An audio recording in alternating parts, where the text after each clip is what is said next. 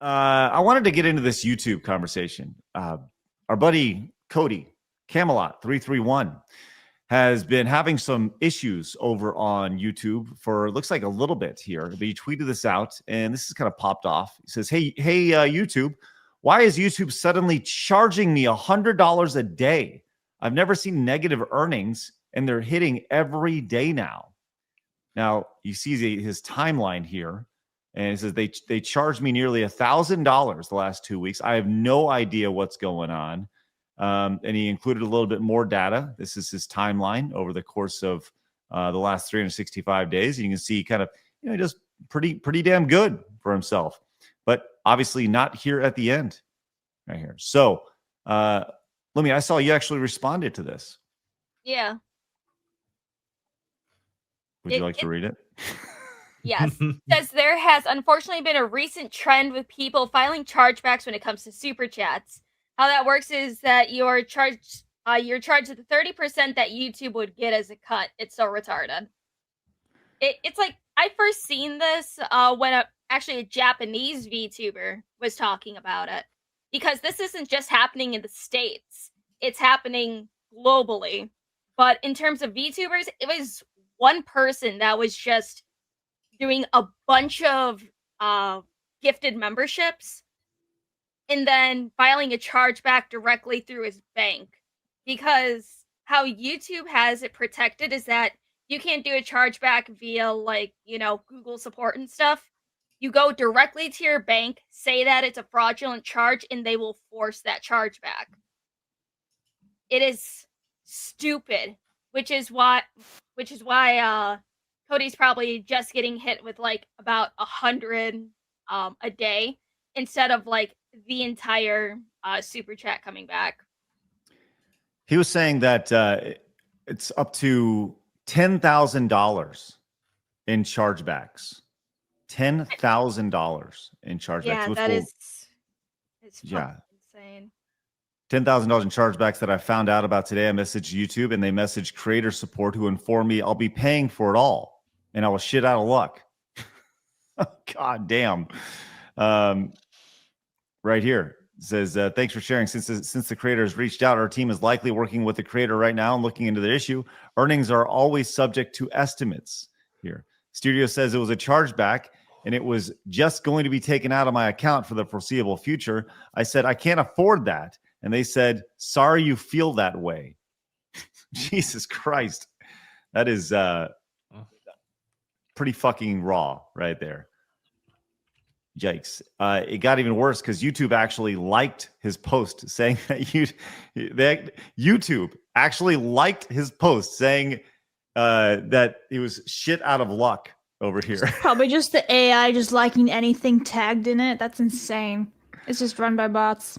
Oh my gosh, that is crazy. Let me see. Oh, here, I'll put this in the private chat because Sure. This was the first post that I seen that was quote retweeting another person. It was happening too.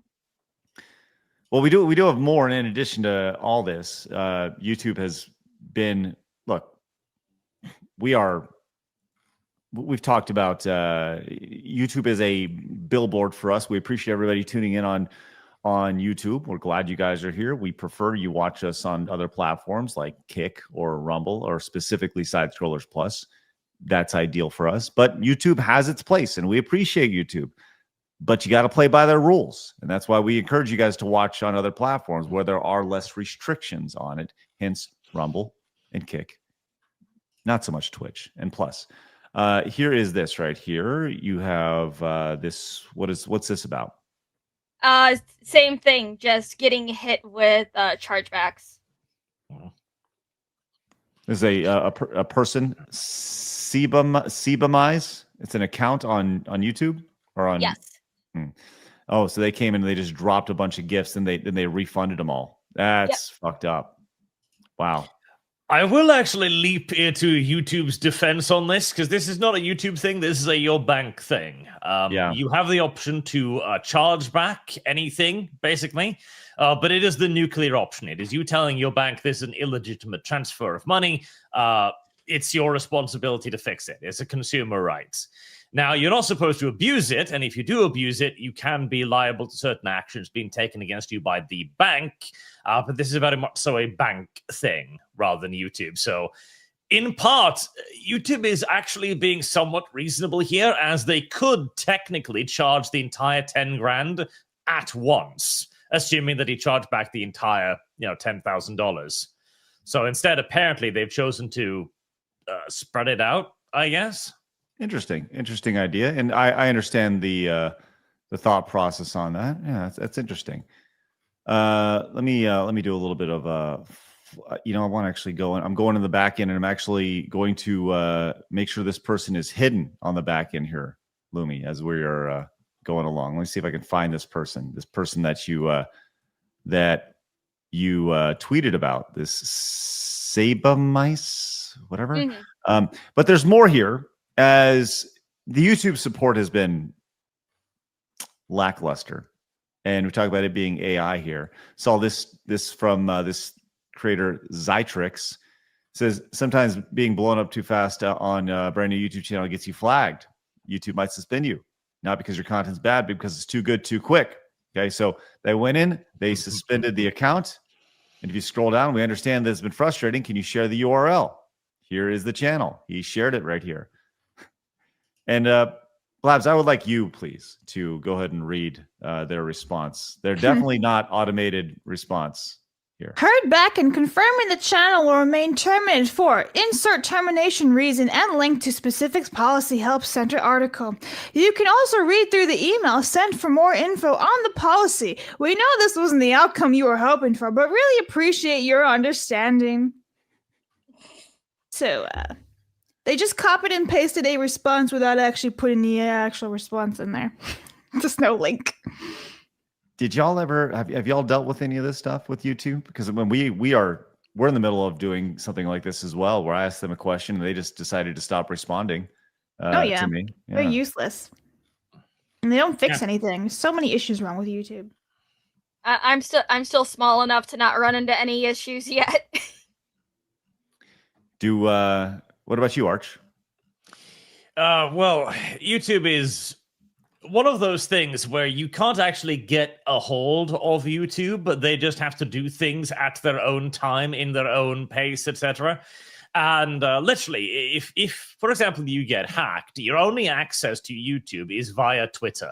That is the only external access to YouTube. Twitter. Insane. Mm-hmm. Yeah. Insane. Because if you don't have Twitter, you're just shit out of luck. And why? Why is that? Because it's their fault for their horrible communication system. Yep.